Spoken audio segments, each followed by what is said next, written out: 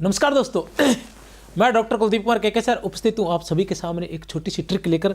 तो जैसा कि जो विद्यार्थी है वो जानते हैं कि शाम को 6 बजे जो है हिंदी व्याख्याता और वरिष्ठ अध्यापक की जो क्लास है और विशेष रूप से हिंदी साहित्य की क्लास जो है वो रेगुलर लग रही है। लेकिन ये जो इस प्रकार के दिन में जो वीडियो आएंगे वो सारांश के आएंगे, ट्रिक के आएंगे या अन्य कोई जो अन्य महत्वपूर्ण जो बिंदु है उन पर आएंगे।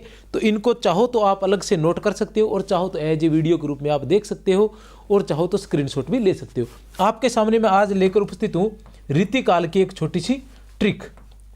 रीतिकाल की एक ट्रिक है। रीतिकाल काफ़ी हार्ड है। रीतिकाल जब करवाएंगे तब इसको विस्तार से करवाएंगे, लेकिन अभी मैंने ऐसे सोचा है कि रीतिकाल की एक ट्रिक जो आपके दिमाग में रहे, आप इसी तरह से एक पेज में जो है लिख कर इसे कहीं भी चिपका सकते हैं, अपनी कॉपी पर चिपका सकते हैं, जिससे क्या ये सारा सारा याद रहे। और इससे जो क्वेश्चंस है वो पूछे जाते हैं, प्रश्न जो इससे पूछे जाते हैं वो बिल्कुल आसान की श्रेणी में आते हैं, लेकिन फिर भी हल नहीं हो पाते हैं सिर्फ इसकी वजह से। तो देखो ट्रिक क्या है। ये ट्रिक जो है रीतिकाल के लगभग सभी कवि इसमें आ जाएंगे, उनके जो जन्म जो है वो आ जाएंगे इस ट्रिक में, सभी के सभी। ठीक है ना। केशव बिहारी ने चिंता के रस में, ठीक है ना, केशव बिहारी ने चिंता के रस में मतीराम भूषण जसवंत सिंह और कुलपति वृंद को देवमान घनानंद प्राप्त किया। केशव बिहारी ने चिंता के रस में, केशव बिहारी ने चिंता के रस में मतीराम भूषण जसवंत सिंह और कुलपति वृंद को, किसको? मतीराम भूषण जसवंत सिंह और कुलपति वृंद को देवमान घना आनंद प्राप्त किया। ठीक है। फिर और स्वयं ही रस में लीन सोमनाथ और पद्म ठाकुर द्विजदेव बन बैठा। स्वयं ही रस में लीन सोमनाथ और पद्म ठाकुर द्विजदेव बन बैठा। तो केशव से तात्पर्य केशव जिनका जन्म 1556 ईस्वी में हुआ था। ठीक है ना। ट्रिक पसंद भी नहीं आए तो भी ये कम से कम जन्म आपके सामने है। केशव एक ही जगह, केशव 1556 ईस्वी में जन्म हुआ था, बिहारी का 1595 ईस्वी में हुआ था, चिंता से चिंतामणि का जन्म जो है 1600 ईस्वी में हुआ था। डॉक्टर नगेंद्र जो है वो 1600 ईस्वी मानते हैं, आचार्य शुक्ल जो है इसका जन्म 1609 ईस्वी मानते हैं। रस से है रसनिधि जिनका जन्म 1603 ईस्वी में हुआ था, रसनिधि जिनका जन्म 1603 ईस्वी में हुआ था, मतीराम जिनका जन्म 1604 ईस्वी में हुआ था, भूषण जिनका जन्म 1613 ईस्वी में हुआ था, जसवंत सिंह जिनका जन्म 1627 ईस्वी में हुआ था, कुलपति जिनका जन्म 1630 ईस्वी में हुआ था, वृंद जिनका जन्म 1643 ईस्वी में, देव जिनका जन्म 1673 ईस्वी में, घनानंद जिनका जन्म 1689 ईस्वी में, और उसके बाद रसलीन का जन्म 1696 ईस्वी में, सोमनाथ का जन्म 1700 ईस्वी में, पद्माकर का जन्म, पद्म से तात्पर्य पद्माकर का जन्म 1753 ईस्वी में, ठाकुर का जन्म 1766 ईस्वी में, द्विजदेव का जन्म 1820 ईस्वी में। इसमें रीतिकाल के समस्त कवि अपनी जन्म तिथि के अनुसार क्रमानुसार आ गए हैं। इसी क्रम से को क्रम भी पूछा जाता है, इनमें से असंगत संगत देखिए। ठीक है ना। जीवन काल के क्रम के अनुसार संगत असंगत, तो उसमें भी ये आ जाता है।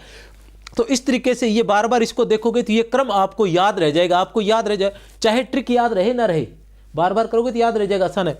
लेकिन ट्रिक चाहे याद रहे ना रहे, आपको ये याद रहेगा कि द्विजदेव तो सबसे बाद में है। एक पेज में लिखा होगा तो अलग अलग पेज में लिखे होते हैं, एक यहाँ एक वहाँ एक वहाँ है, तो याद नहीं होता। इस तरह से लाइन होती है तो भी अच्छे से याद नहीं होता।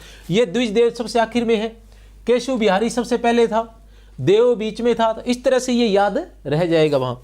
उसके अलावा अन्य जो है, सेनापति का जन्म 1650 ईस्वी कविता काल माना जाता है, 1649 में कविता रत्नाकर इनकी रचना आई थी। सोमनाथ का जन्म जो है, सोमनाथ जो है 1700 से लेकर 1750 ईस्वी इनका कविता काल माना जाता है। भिखारी दास का जो है 1705 से लेकर 1770 ईस्वी कविता काल माना जाता है।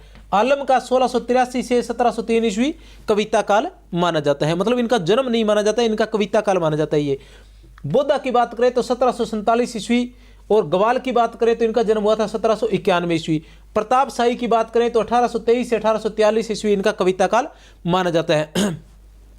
ये रीति मुक्त कवि है। आलम, घनानंद, बोधा, ठाकुर, द्विजदेव, ये इनके क्रम के अनुसार याद रख लेना, क्योंकि हम इनको याद करते हैं अलग तरीके से याद कर लेते हैं। घनानंद, बोधा, आलम, ठाकुर करते हैं। तो सबसे पहले आलम आते हैं, 1683 ईस्वी में इनका जन्म हुआ था। फिर आते हैं घनानंद 1689 ईस्वी में, फिर आता है बोधा 1747 ईस्वी, फिर ठाकुर 1766 ईस्वी, फिर द्विजदेव। ये रीति मुक्त जो कवि हैं रीति मुक्त जो कवि है उनकी अलग से भी ट्रिक साथ में दी गई है। आप देख सकते हो किस तरह से आलम 1683 ईस्वी, घनानंद 1689 ईस्वी, बोधा 1747 ईस्वी, ठाकुर 1766 ईस्वी और द्विजदेव 1820 ईस्वी। आप चाहे तो इसका स्क्रीनशॉट ले सकते हैं, चाहे तो पेज से इसी तरह से अपने एक पेज पर उतार सकते हैं, जिससे ये जो है हमेशा रीतिकाल के आगे लगा लें तो ये हमेशा आपको पहली बार सबसे पहले इसी पर नजर पड़ेगी। एक बार फिर से बता दूं, केशव बिहारी ने चिंता के रस में, ठीक है ना, केशव बिहारी ने चिंता के रस में मतीराम भूषण, जसवंत सिंह और कुलपति वृंद को, मतीराम भूषण, जसवंत सिंह और कुलपति वृंद को देवमान घना आनंद प्राप्त किया। केशव बिहारी ने चिंता के रस में मतीराम भूषण, जसवंत सिंह और कुलपति वृंद को, तीन लोगों को, मतीराम भूषण, जसवंत सिंह और कुलपति वृंद को देवमान घना आनंद प्राप्त किया और स्वयं ही रस में लीन सोमनाथ और पद्म ठाकुर द्विजदेव बन बैठा। स्वयं ही रस में लीन सोमनाथ और पद्म ठाकुर द्विजदेव बन बैठा। तो यह है आपकी ट्रिक। जय हिंद।